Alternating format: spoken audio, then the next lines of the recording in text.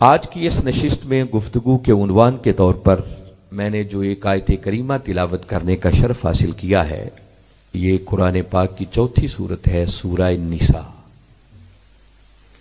آپ عورت کی اہمیت کا اندازہ صرف اسی بات سے کریں کہ اللہ رب العزت نے قرآن پاک کی ایک پوری کی پوری سورت کو خواتین کے نام کر دیا ہے۔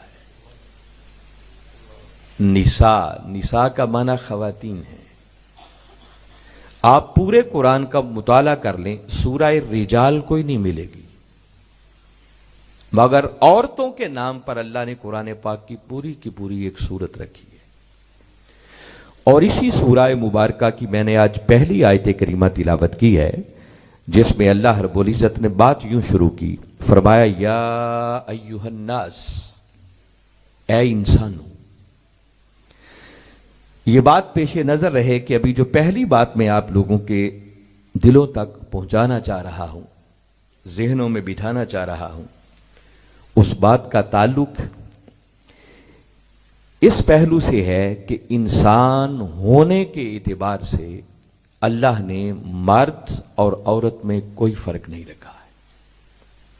پہلے اس تصور کو میں کلیئر کرنا چاہ رہا ہوں۔ وہ جو بعض جہالت کی وجہ سے عورت کو انسان بھی سمجھنے کے لیے تیار نہیں ہوتے تھے، اور آج بھی ہم عورت کو کم مقام و مرتبہ دیتے ہیں، تو اس بات کو سمجھیں کہ اگر قرآن کا مطالعہ کریں، تاجدار کائنات صلی اللہ علیہ وسلم کے فرامین کو دیکھیں، تو انسان ہونے کے ناطے مرد اور عورت میں کوئی فرق نہیں ہے۔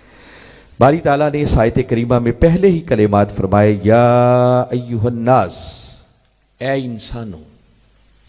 تو میرا سادہ سے آپ سے یہ سوال ہے کہ جب باری تعالیٰ نے یہ فرمایا اے انسانوں، تو کیا انسانوں سے مراد صرف مرد ہیں یا اس میں عورتیں بھی شامل ہیں؟ میں آپ سے سننا چاہتا ہوں، عورتیں بھی شامل ہیں۔ تو اس کا مطلب کہ باری تعالیٰ نے مردوں اور عورتوں کو ایک ہی کلمے یا ایھا الناس سے مخاطب کر کے اس بات کا اعلان کر دیا کہ انسان ہونے کے ناطے مرد اور عورت میں کوئی فرق نہیں ہے۔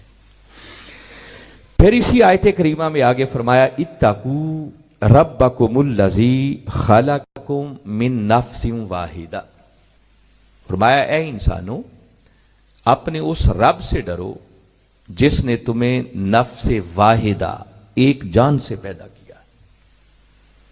اب انسانوں کی بات کی جن میں مرد بھی شامل ہیں اور عورتیں بھی شامل ہیں، اور باری تعالیٰ فرما رہے ہیں کہ اے مردوں اور عورتوں، میں نے تم سب کو ایک جان سے، نفس واحدہ تھے، آدم علیہ السلام سے پیدا کیا، جس کا مطلب کہ مصدر، منبع اور اوریجن ایک ہونے کے اعتبار سے بھی اگر دیکھا جائے تو انسان، مرد اور عورت میں کوئی فرق نہیں ہے۔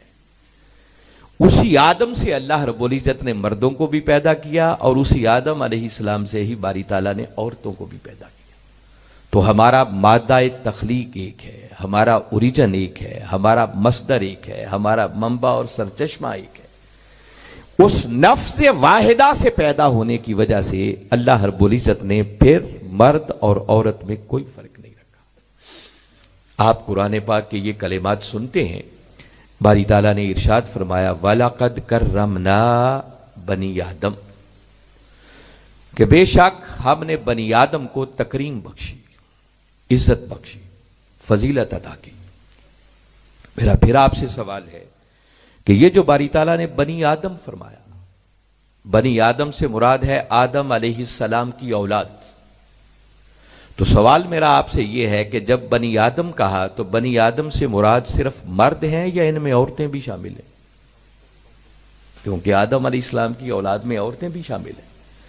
تو اس کا مطلب یہ ہے کہ باری تعالیٰ نے جس طرح عزت، بزرگی اور فضیلت کا تاج مردوں کے سر پر رکھا ہے، اسی طرح باری تعالیٰ نے عزت، بزرگی، تکریم اور فضیلت کا تاج یہ عورتوں کے سر پر بھی رکھا۔